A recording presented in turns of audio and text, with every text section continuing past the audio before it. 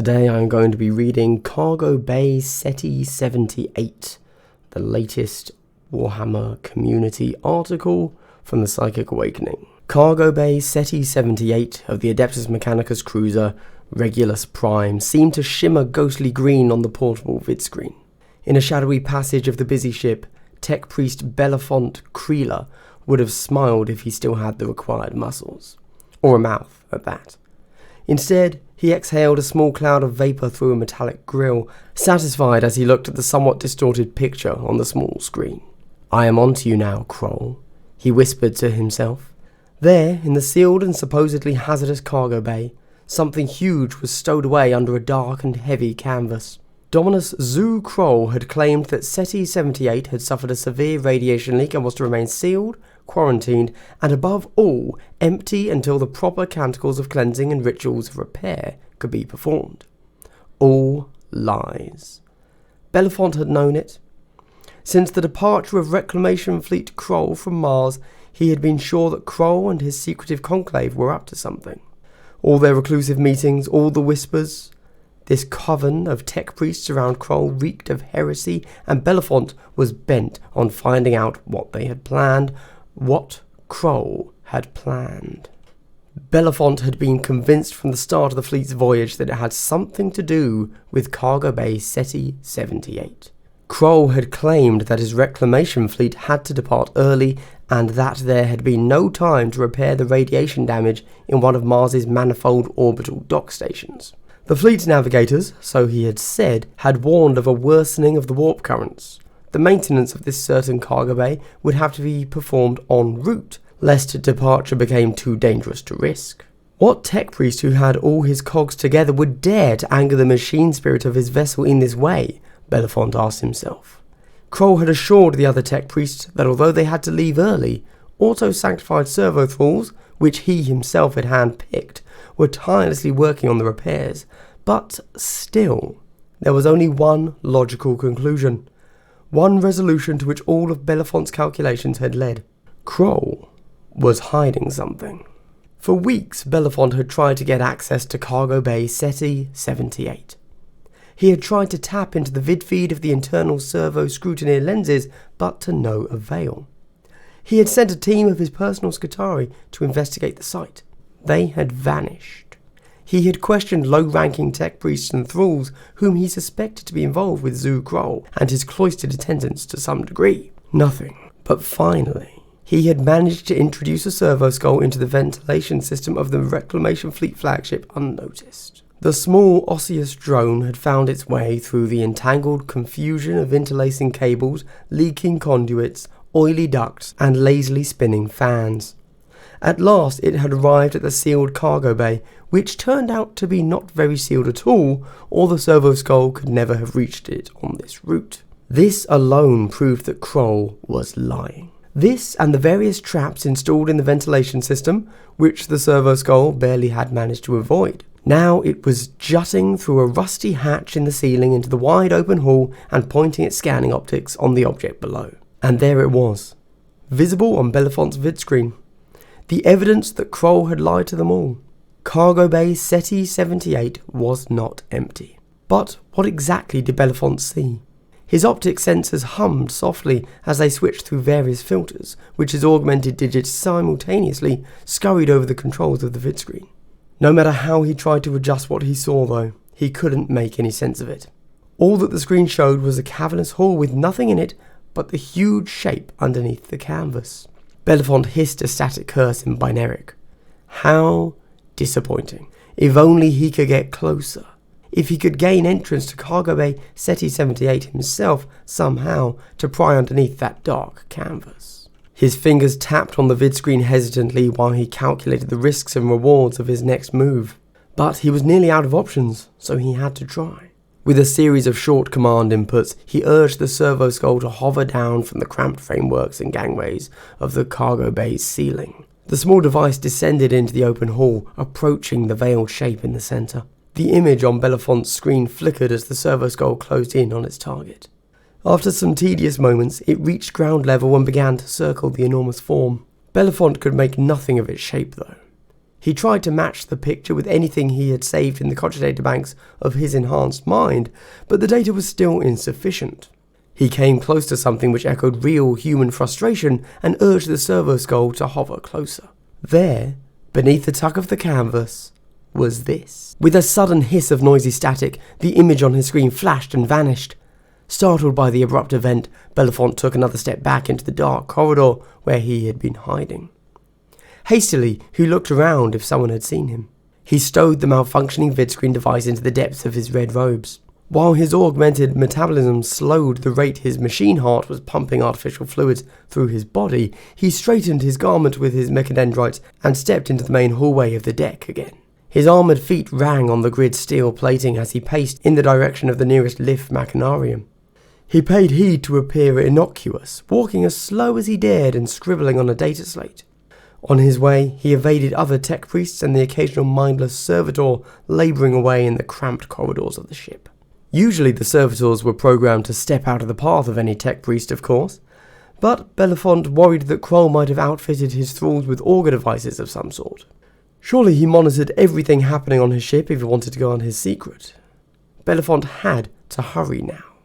Sending the servo skull further into the cargo bay had been a calculated risk.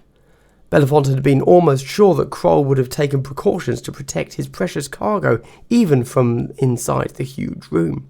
But nevertheless, it had been a risk Belafont had to take if he wanted to find out more about Kroll's secret. Now the time of observation and spying was over though, and the time to act had come.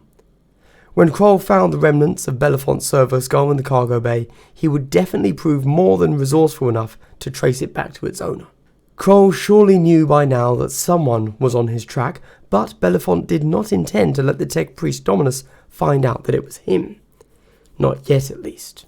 Before him, a bulkhead door with the skull and cog symbol of the Adeptus Mechanicus emblazoned on its metal surface opened with a grating hiss, and Belafont entered the lift machinarium, a huge rotund hub room filled with busy crew members, patrolling Scutari, and the binaric blabber of dozens of tech priests. From there, a transportation system of numerous lifts ran through the whole ship and would allow Belafont to reach his destination quickly. He shoved his way through a rabble of low-ranking priests, keeping his head low. Would anyone know by now? Might Kroll be onto him already? With a last look over his shoulder, he entered one of the dozens of lift chambers and pushed the activation rune. "Cargo Bay Ceti-78, Belafont said, his voice a metallic droning. "Error," an even more artificial voice replied. "Cargo Bay Ceti-78 is restricted as per order Dominus Kroll Gamma Gamma 8. Still the doors of the lift chamber slammed shut. "Cargo Bay Ceti-78, Belafont repeated. "Override code Krila Lambda Rho 55. "Error," the artificial voice proclaimed once more. "Ceti-78 is to remain an off-limits area. Severe radiation leaks may cause damage to sacred machinery and organic assets. Override code Krila Lambda Rho 55. Belafont said once more, regulating his voice modulator to an increased volume. "Error." Belafont wanted to speak again, but then he hesitated. The answering voice had suddenly changed, a subtle variation in its pattern that suggested there was no mere machine at the other end. "Regrettably, override code Krila Lambda Rho 55 is not viable anymore," Dominus Zu Kroll continued, his voice droning from the vox speakers of the lift chamber. Just like tech priest Krila himself, Belafont tried to fight a sudden rush of all too mundane fears as he whirled around and slammed his hand onto the door control room. A terrifyingly final signal rang out, signifying activation failure as the chamber slowly set itself into motion. "Are you afraid, tech priest Belafont Krila?" Kroll asked. "Such a pitifully biological failing, isn't it?" Belafont hastily looked around him as the lift accelerated. Finally, his gaze locked onto a small lens next to the control panel.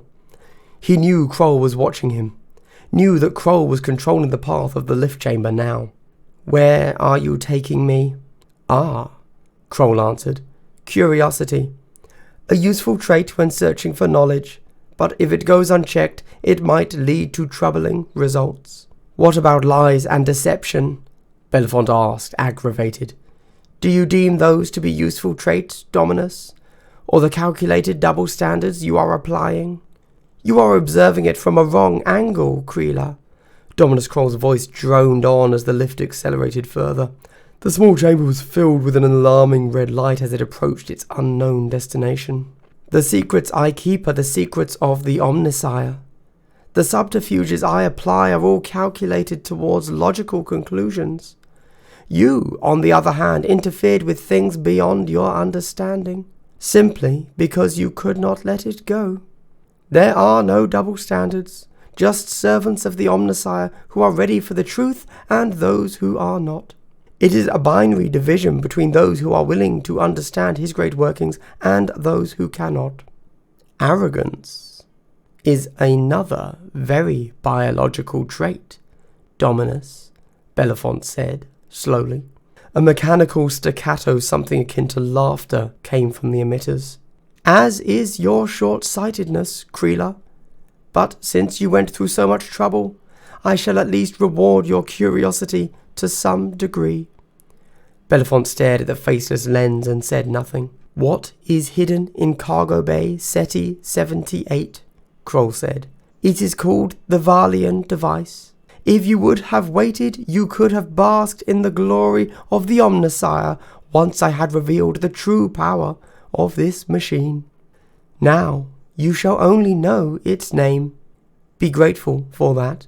It is more than most of the priests on this ship are granted. Bellefonte's expression remained blank, even for someone of his calling. The name triggered a series of disparate connections in his internal cogitator banks, but he was unable to make sense of them, no more than of the vague shape of the thing in cargo bay Ceti-78. Meanwhile, the lift was continuing its rattling protest. The deck signifiers flashed by at an increasing speed. A few moments passed before Zu Kroll spoke again. There is another secret that I will tell you, Tech Priest Bellefonte Kreela. A secret about the lift machinarium of this vessel. Not only does it connect the whole ship, it also functions as a direct exit route to the outer hull. The lift chamber abruptly halted. Bellefonte barely found the time to give a binaric scream as a hatch in its ceiling opened with a hissing noise of decompression, and the tech priest was ejected into the cold and blank eternity of open space. In his personal accommodation, Zu Kroll emitted a mechanical chuckle despite himself as he turned off the screen that showed the vid feed from the lift chamber. He couldn't deny that he had somewhat enjoyed calculating the exact moment for his last words to Kreela. Admittedly, it was a bit beneath the high-ranking member of the Adeptus Mechanicus like himself to revel in such behaviour, but what did it matter? Zu Kroll was serving the Omnissiah, and all his wider plans and calculations were driven by pure and unemotional logic. The Valian device would see field tests in due time, but he could not allow skeptics like Bellefonte Kreela to interfere with his great work. No one outside the teeth of the cog could know until the appropriate juncture. Zu Kroll turned to another vid screen. It showed cargo bay Ceti-78, where a huge shape was safely tucked away underneath a heavy canvas. Yes, no one could know until the time comes.